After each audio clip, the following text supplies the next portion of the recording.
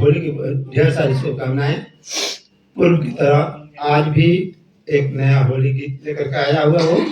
आप चैनल को सब्सक्राइब करेंगे और पूर्व की तरह अपना दुलार आशीर्वाद बनाए रखेंगे। तो आज का शीर्षक है हमार डॉक्टर देवर बातें बातें धारे न कलाई।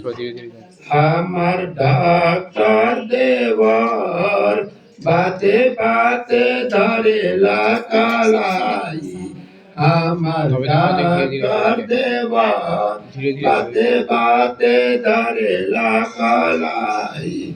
नाड़ी के बहाने से धरेला कलाई, धरेला कलाई, ओ धरेला कलाई। हथवा के तेरा सुराई हो, आए हथवा के सुराई। बाते बाते धरेला कलाई। हमार डॉक्टर देवर बाते बाते धरेला कलाई। हमार डॉक्टर देवर, हमार डॉक्टर देवर बाते बाते धरेला कलाई। हमार डॉक्टर देवर बाते बाते धरेला कलाई। छतिया पर देवरा हो आला लगावे, आला लगावे हो आला लगावे। कभी बुलावे कभी कहे शुकुरावे, कभी बुलावे कभी कहे शुकुरावे। कभी कहे छोड़ा कभी जोर से खिंचवावे, कभी कहे छोड़ा कभी जोर से खिंचवा। कभी चीत कभी पट, कभी चीत कभी पट, चित पटे हम पे घुमावे। कभी चीत कभी पट, चित पटे हम के घुमावे। हमार डॉक्टर देवर बाते बाते धरेला कलाई। हमार डॉक्टर देवर बाते बाते धरेला कलाई। कभी जीवा देखे कभी आँखिया लड़ावे, कभी जीवा देखे कभी आँखिया लड़ावे। आँखिया लड़ावे हो आँखिया लड़ावे, आँखिया चियारी देखे आँखिया चियारे।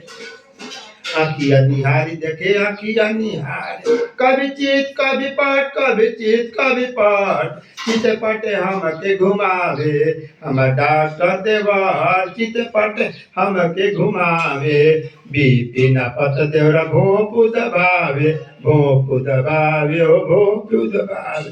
कभी करे ढीला कभी कस के दबावे, कभी करे ढीला कभी कस के दबावे।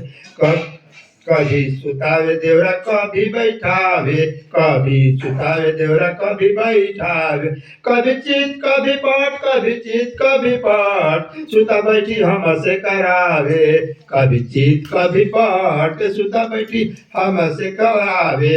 हमार डॉक्टर देवर बाते बात धरेला कलाई। हमार डॉक्टर देवर बाते हमार डॉक्टर देवर बाते बाते धरेला कलाई। कहेला कि चला भौजी सुइया लगा दी, सुइया लगा दी हो सुइया लगा दी। कहेला कि चला भौजी सुई लगा दी, सुइया लगा दी हो भौजी सुइया लगा दी। सुइया लगा के भौजी रोगवा भगा दी, सुइया लगा के तुहार रोगवा भगा दी।